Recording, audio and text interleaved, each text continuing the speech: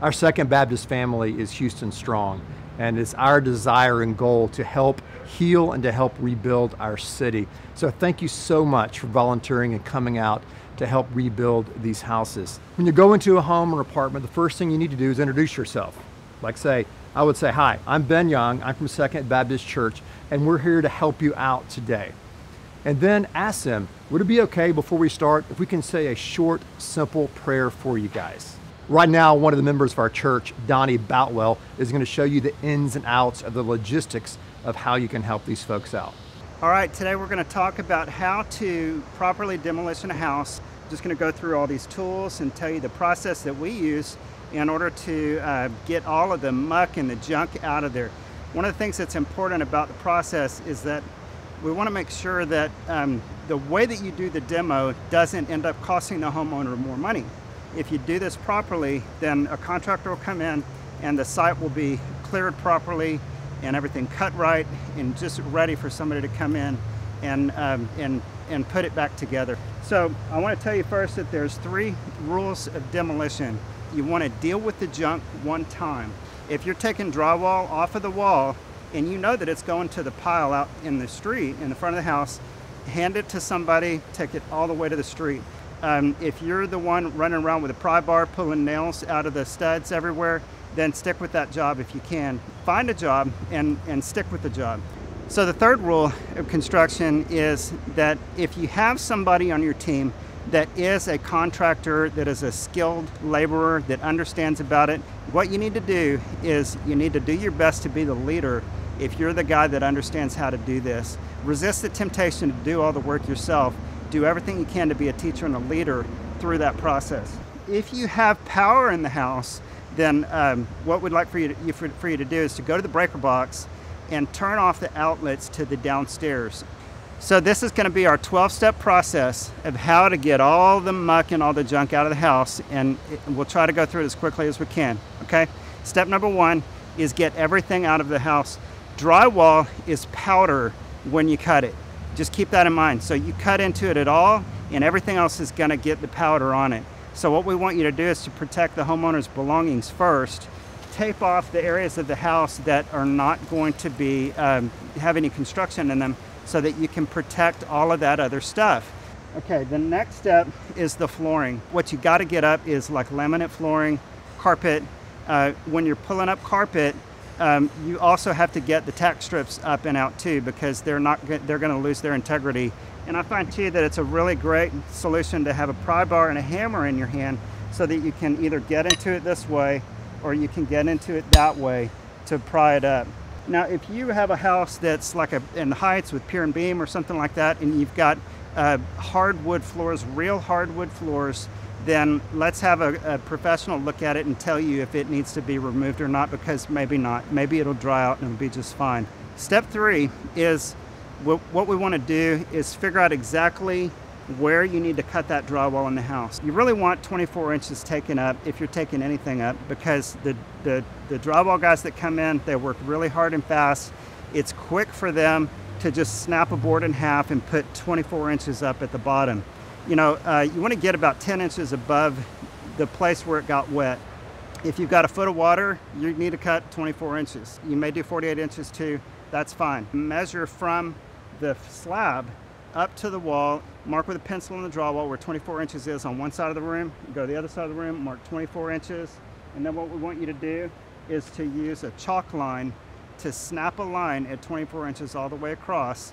Okay, step number 4 is going to be where we go ahead and start taking out the drywall. You don't want to penetrate the wall any deeper than 5/8 of an inch.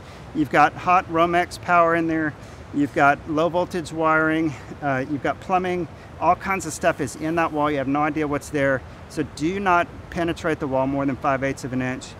After you go around with a circular saw and cut your line, you're going to get to the corners where the circular saw won't go. That's where something like this is a battery operated multi-tool. And this is a fantastic solution for getting into those corners where you can't get the circular saw. That is the best way to do it. If you don't have those tools, then you're going to be stuck with something like this, and that's okay. At least we're getting something done. This is a drywall saw, And so what you want to do with this is just make sure that you don't take this drywall saw into the wall. After you're finished going through your chalk line with the circular saw, then, and it's only 5/8 inch deep, you want to go through it with a utility knife to cut the paper off of the back of the drywall all the way through. Step 5 is going to be to remove the door trim and baseboards and anything that's in the way of the drywall. There are a couple of different kinds of pry bars. What I like to do is hammer it in behind the trim of the door and then work this way. Now you want to start at the end of it at the very bottom and then work your way up, because you can save that trim piece if you do that properly.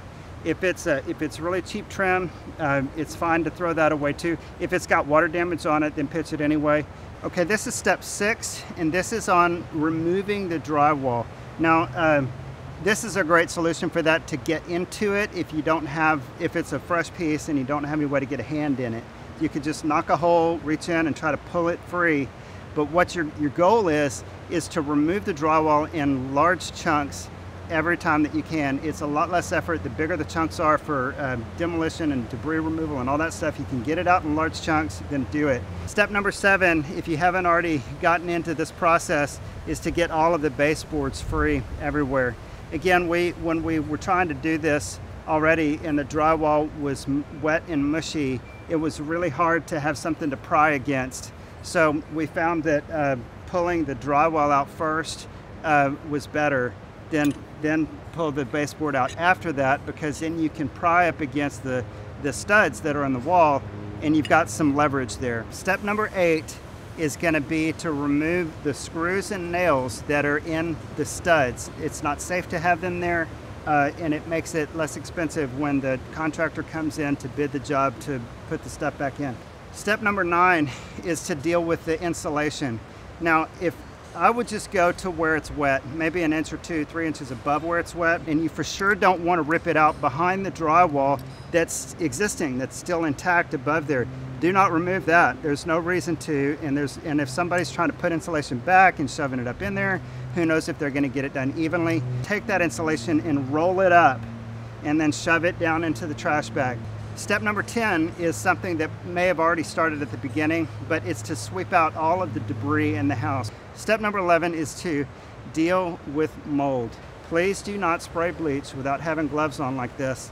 The other thing that's very helpful is to have a respirator mask when you're spraying that bleach. What I'm seeing online is about a 1:10 ratio. This is a great option here where you can buy these empty bottles at Home Depot, and then you can get yourself some bleach and you can mix a 1:10 ratio. Maybe about a half a cup to a bottle or something like that is fine. What we want you to do is to spray all the areas that got wet and really drench them with the solution as much as you can. Step 12 is to get the house dry. The problem is humidity.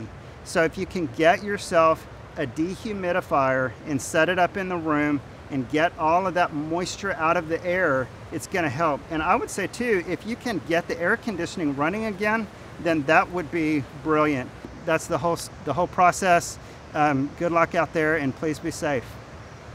First off, I just want to say thank you so much for coming and volunteering your time to serve these great people of Houston who've been through so much and such devastation. Just a few things I'd like to say.